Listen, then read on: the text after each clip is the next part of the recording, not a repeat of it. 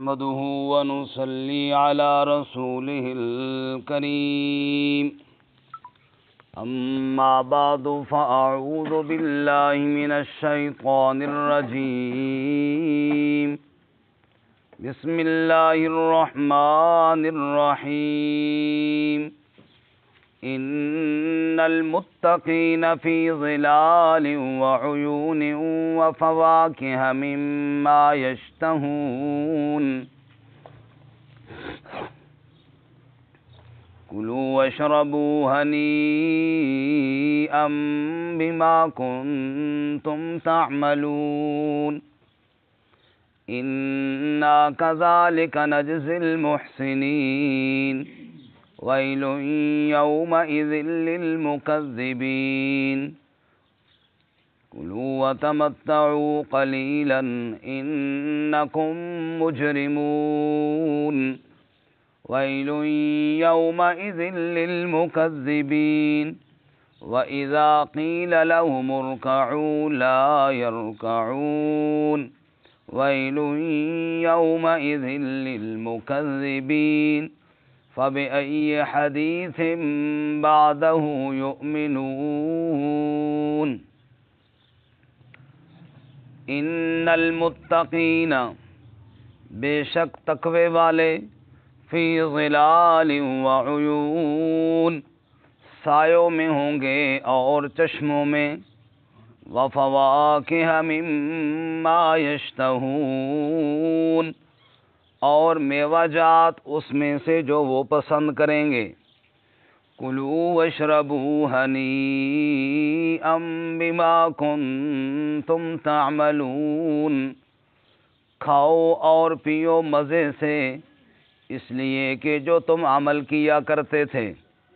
انا کذالک نجزی المحسنین بے شک اسی طرح ہم بدلہ دیتے ہیں احسان کرنے والوں کو ویل یومئذ للمکذبین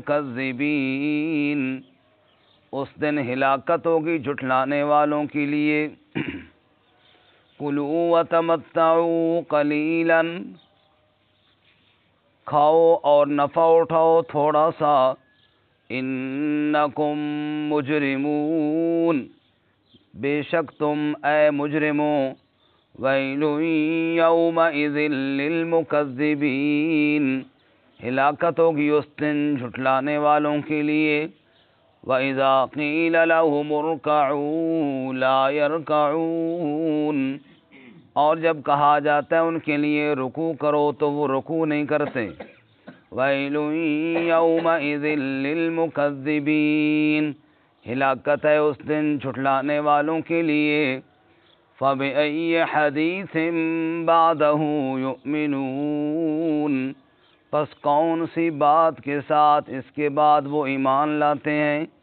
سبحان ربک رب العزت عما یصفون وسلام علی المرسلین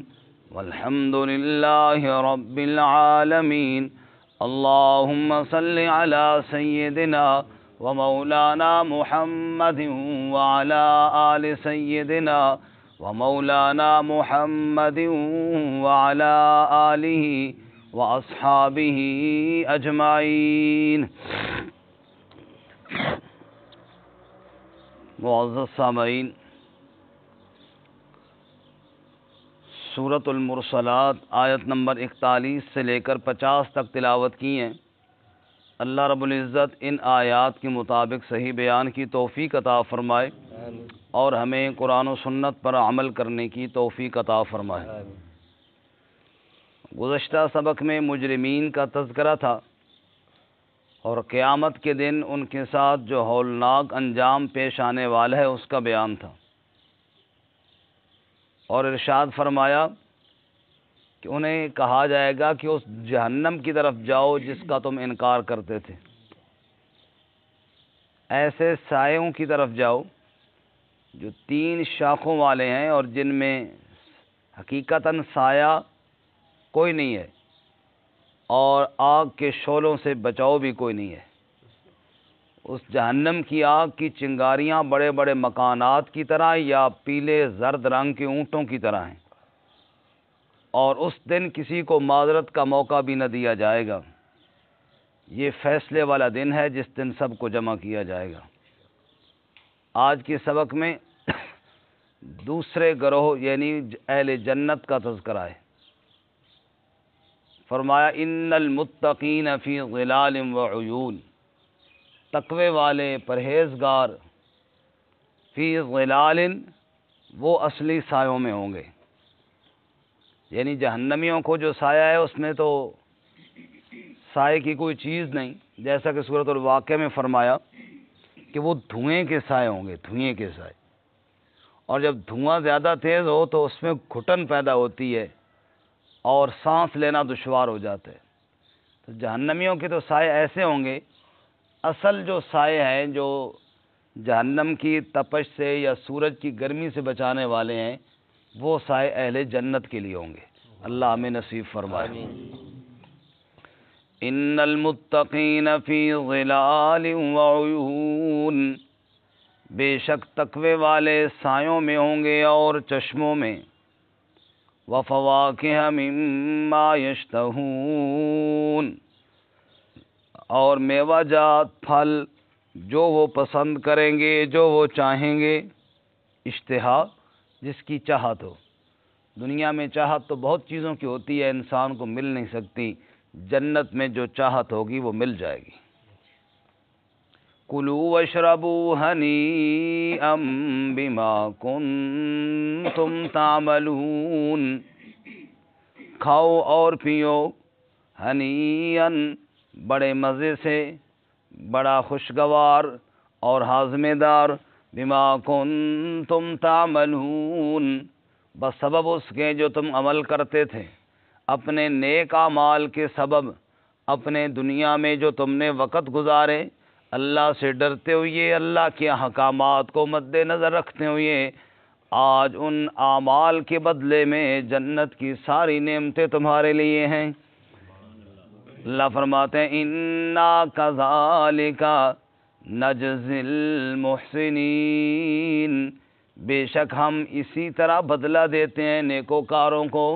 جو احسان کرنے والے ہوں، جو نیکی کرنے والے ہوں، جو دنیا کی زندگی میں رب کے حکم کو مد نظر رکھنے والے ہوں، ان کو یوں ہی ہم بے حساب رزق دیا کرتے ہیں۔ وَيْلٌ يَوْمَئِذٍ لِّلْمُكَذِّبِينَ، اور پھر سنو کہ وہ دن جھٹلانے والوں کے لیے بڑا ہلاکت والا، بڑا خطرناک ہوگا۔ پھر اللہ تعالیٰ مجرموں کو فرماتے ہیں اے مجرموں،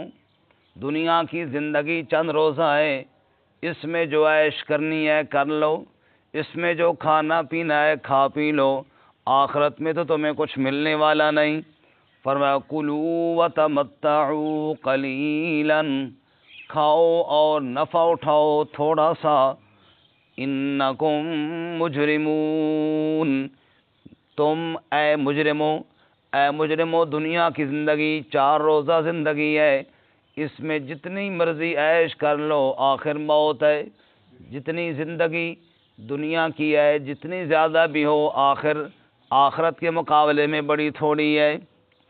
شاعر کہتا ہے نا، دنیا کی زندگی ایک دن ہو یا 100 سال، گزر جاتی ہے، گدڑی کاندھے پر ہو یا شال، گزر جاتی ہے، گر امیروں کی با اقبال گزر جاتی ہے، غریبوں کی بھی بہرحال گزر جاتی ہے۔ دنیا کی زندگی نے تو گزر جانا ہے یہ تھوڑی، یہ نفع اٹھا لو، آخرت میں ہمیشہ خسارہ ہی خسارہ ہے۔ وَيْلٌ يَوْمَئِذٍ لِّلْمُكَذِّبِينَ، ہلاکت ہوگی اس دن جھٹلانے والوں کے لیے، جنہوں نے اللہ کی آیات کو جھٹلایا، ان سے بڑھ کر خسارے والا کوئی نہیں ہوگا۔ اور یہ کون لوگ ہیں؟ وَإِذَا قِيلَ لَهُمُ ارْكَعُوا، اور جب ان سے کہا جاتا ہے رکوع کرو، لا يرکعون، وہ رکوع نہیں کرتے۔ ایک مطلب تو یہ ہے رکوع جو جسے ہم رکوع کہتے ہیں نماز میں، یعنی نماز نہیں پڑھتے، اور دوسرا مطلب یہ ہے کہ عاجزی نہیں اختیار کرتے۔ رکوع کے اندر عاجزی ہے، جھکنا۔ جب ان سے کہا جاتا ہے رب کے حکم کے آگے جھک جاؤ، تکبر چھوڑ دو، غرور چھوڑ دو، تو لا یرکعون یہ غرور نہیں چھوڑتے، تکبر نہیں چھوڑتے، عاجزی نہیں اختیار کرتے، اسی طرح غرور اور تکبر میں مست رہتے ہیں۔ تو جو غرور اور تکبر میں مست رہتا ہے، تکبر کرنے والے کا انجام دوزخ ہی ہے۔ اللہ تعالیٰ میں تکبر سے محفوظ فرمائے۔ وَيْلٌ يَوْمَئِذٍ لِّلْمُكَذِّبِينَ، اس دن ہلاکت ہے جھٹلانے والوں کے لیے۔ یہ ساری باتیں، یہ ساری آیات میرے رب کی آیات ہیں، یہ اللہ تعالیٰ کی آیات ہیں۔ حدیث کہتے ہیں بات کو، یہ بات کسی انسان کی بات نہیں، یہ بات کس کی بات ہے؟ اللہ۔ تو جو رب کی بات نہیں مانتا اسے اور کون سی بات سے سمجھ آئے گی؟ اللہ تعالیٰ کی بات سنائی جائے پھر بھی انکار کرتا ہے، پھر اسے کیا جناب فلاں نصیحت کرے اور فلاں کی بات سنائی جائے یا کوئی واقعہ سنایا جائے، کیا عبرت ہوگی جس نے رب کی بات کو نظر انداز کر دیا؟ اس سے بڑا بد نصیب اور کوئی نہیں۔ اس لیے آگے اللہ فرماتے ہیں فَبِأَيِّ حَدِيثٍ بَعْدَهُ يُؤْمِنُونَ، پس کون سی بات کے ساتھ اس کے بعد وہ ایمان رکھتے ہیں؟ جب رب کی بات پر ایمان نہیں رکھتے پھر اور کون سی بات ہوگی جس پر وہ ایمان رکھیں گے؟ معلوم ہوا اس سے بڑھ کر قرآن مقدس میں اللہ کی آیات سے بڑھ کر اور نصیحت والی چیز ہے ہی کوئی نہیں۔ فرمایا اس پر اگر تمہیں نصیحت حاصل نہیں ہوتی تو پھر سمجھو ہلاکت ہی ہے، پھر جہنم ہی ہے، اس سے بڑھ کر اور کوئی بات ہے نہیں جو تمہیں سمجھائی جائے۔ اللہ تعالیٰ ہمیں سمجھنے کی، عمل کرنے کی توفیق عطا فرمائے۔ وآخر دعوانا